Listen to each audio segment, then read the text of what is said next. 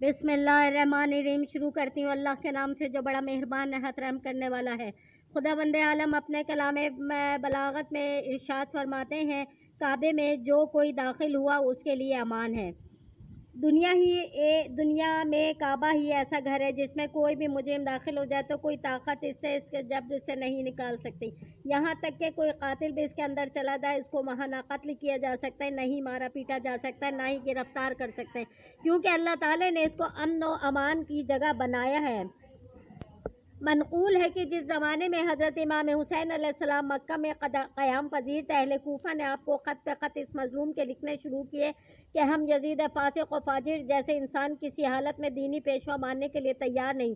ہم کو ہدایت کے لیے ایک امام کی ضرورت ہے، لہٰذا آپ جلد سے جلد تشریف لائیں تاکہ ہم آپ کے لیے آپ کے ہاتھ پہ بیعت کر سکیں۔ اے فرزند رسول، اگر آپ کو ہماری درخواست پہ توجہ نہ فرمائی اور ہماری ہدایت کا بندوبست نہ کیا تو ہم روز قیامت پیش خدا اور رسول آپ کی شکایت کریں گے۔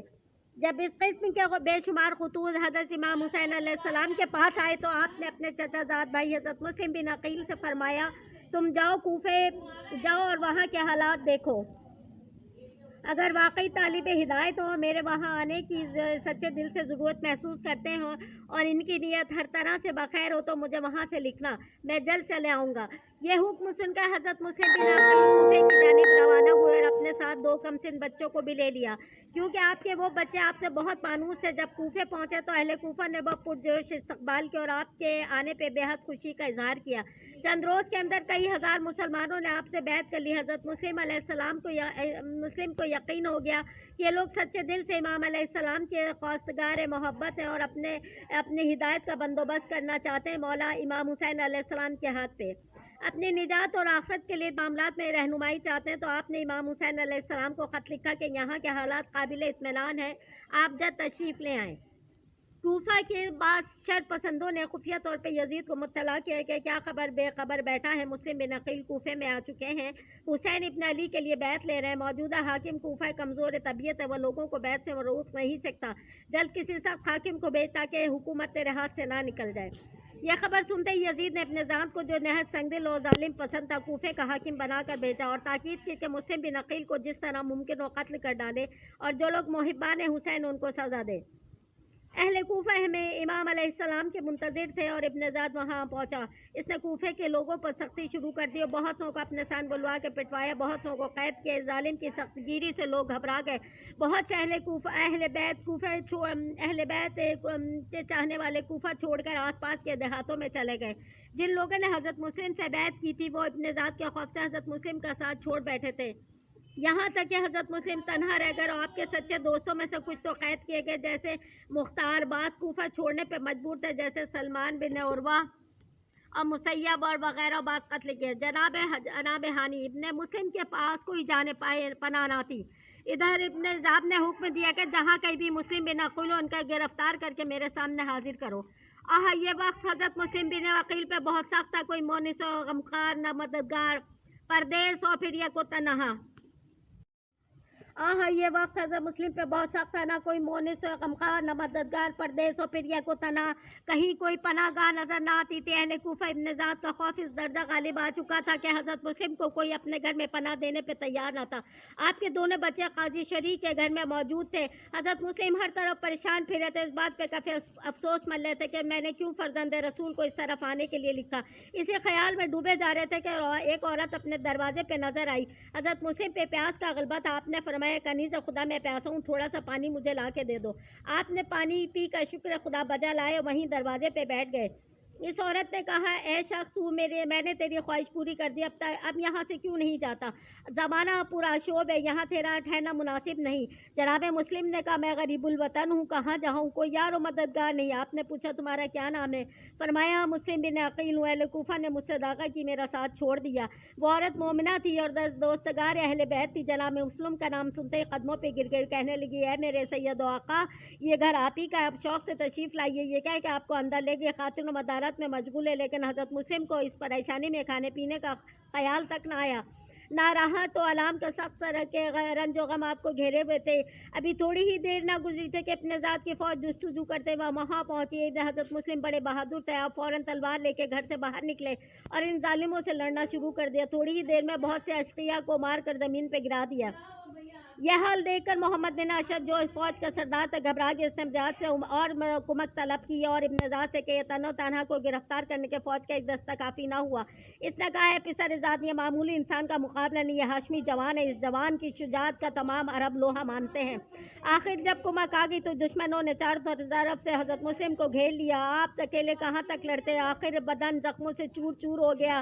آپ بے دم ہو کے ایک جگہ پہ بیٹھ گئے اور اب نامرادوں کو اتنی تاب کہاں تھی کہ مجروح شیر کے پاس آتے دوری سے تیر و تبر، نیزہ اور شمشیر پھینک رہے تھے۔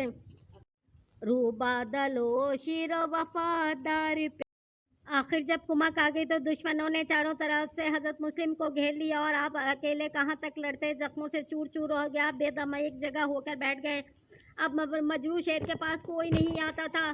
الغرض ان ظالموں نے جناب مسلم کو گرفتار کر لیا اور کشا کشا دربار پسر زاد میں لے گئے۔ آپ نے ان ظالم کے سامنے پہنچے تو اس کو سلام نہ کیا۔ اس درباری نے کہا مسلم تو نے امیر کو سلام نہ کیا۔ آپ نے کہا میرا امیر فرزند رسول خدا ہے، میں اس ظالم کو امیر کیوں سمجھنے لگا؟ سن کے ابن زاد کو غصہ آ گیا۔ اپنے ظالم کو کہا مسلم کو بالا میں بام لے جا کے قتل کر دیں، ان کی لاش کو کوٹے سے پھینک دیں۔ جناب مسلم نے فرمایا اگر میرا قتل ہی تجھے منظور ہے تو مجھے اجازت دے کہ میں کچھ وصیت۔ پسر سعد دربار میں موجود تھا۔ آپ نے اس سے فرمایا پسر سعد میری پہلی حضرت مسلم نے فرمایا کہ میری پہلی وصیت یہ ہے کہ میرے دو چھوٹے بچے مجھ سے جدا ہو کے کہیں چھپ گئے، ان کو تلاش کر کے کسی کے ساتھ مدینے بھجوا دینا، وہ بہت کمسن ہے، خود نہیں جا سکتے۔ اس نے کہا اگر حاکم اجازت دے گا تو میں وصیت پوری کروں گا۔ دوسری وصیت میری یہ ہے، حضرت مسلم نے فرمایا میرے اوپر فلاں شخص کے چند دینار فرض ہے، میری زرہ بیچ کے ان کا قرض ادا کر دینا۔ تیسری وصیت یہ کہ ایک خط فرزند رسول خدا امام حسین علیہ السلام کو لکھ دے کے ادھر آنے کا قصد نہ کریں۔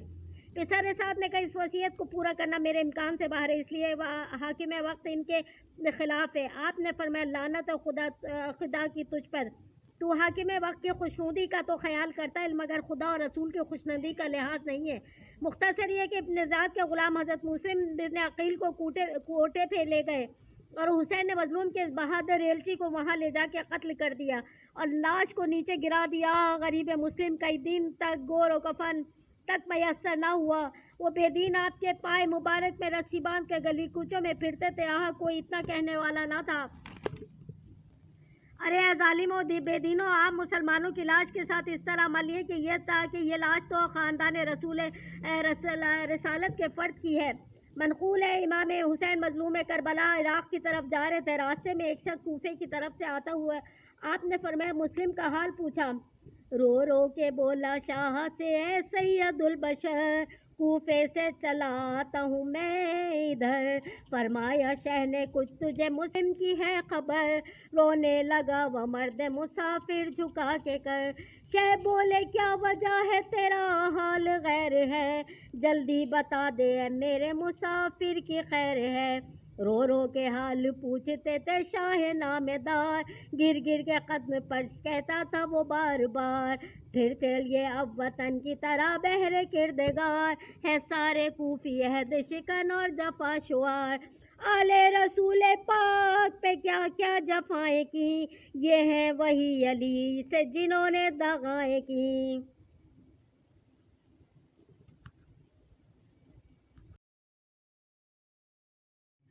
اس کے بعد آپ نے کہا فرزند رسول اہل کوفہ نے کیا کیا مظالم بیان کروں، آپ کے محب خاص ہانی بن عروہ قتل کر گئے، آپ کے ایلچی مسلم بن عقیل شہید کر دیے گئے، ان کی لاش کو نہایت ذلت و حقارت کے ساتھ کوفے کے گلی کوچوں میں لیٹی۔ یہ سننا تھا امام مظلوم بے قرار ہو کے فرمانے لگے، فرماتے تھے مظلوم مسافر میرا بھائی، مقتول جفا صابر و شاکر میرا بھائی، الفت میں میری مر گیا آخر میرا بھائی، ہائے ہائے میرا یاور میرا ناصر میرا بھائی، جب سے گئے آرام الفت میں میری مر گیا آخر میرا بھائی، ہائے ہائے میرا یاور میرا ناصر میرا بھائی، جب سے گئے آرام بلا بے شک نہیں پایا، قربان بدادر کفن اب تک نہیں پایا۔ کوفے کے دغابازوں نے مسلم سے دغا کی، دکھلائی نہ بے دینوں نے کچھ شان وفا کی، کوفے کے دغابازوں نے مسلم سے دغا کی، کیا قہر ہے سب پھر گئے مہمان بلا کر، سید پہ ستمگاروں نے کیا کیا نہ جفا کی، کوفے کے دغابازوں نے مسلم سے دغا کی، لاشیں کو گلی کوچوں میں بے دینوں نے کھینچا، یہ توہین شریعت میں خدا سے نہ حیا کی، کوفے کے دغابازوں نے مسلم سے دغا کی، مسلم سا وفادار ہوا تیغوں سے ٹکڑے، غربت پہ ہوئی قاصد شاہ شہداء کی، کوفے کے دغابازوں نے مسلم سے دغا کی، مسلم سجری اور بہادر نہ ملے گا، مسلم سجری اور بہادر نہ ملے گا، اس بے کس و بے بس سے بیزاروں نے دغا کی، اس بے کس و بے بس سے بیزاروں نے دغا کی، کوفے کے دغابازوں نے مسلم سے دغا کی، دکھلائی نہ کچھ شان وفا کی، کوفے کے دغابازوں نے مسلم سے دغا کی۔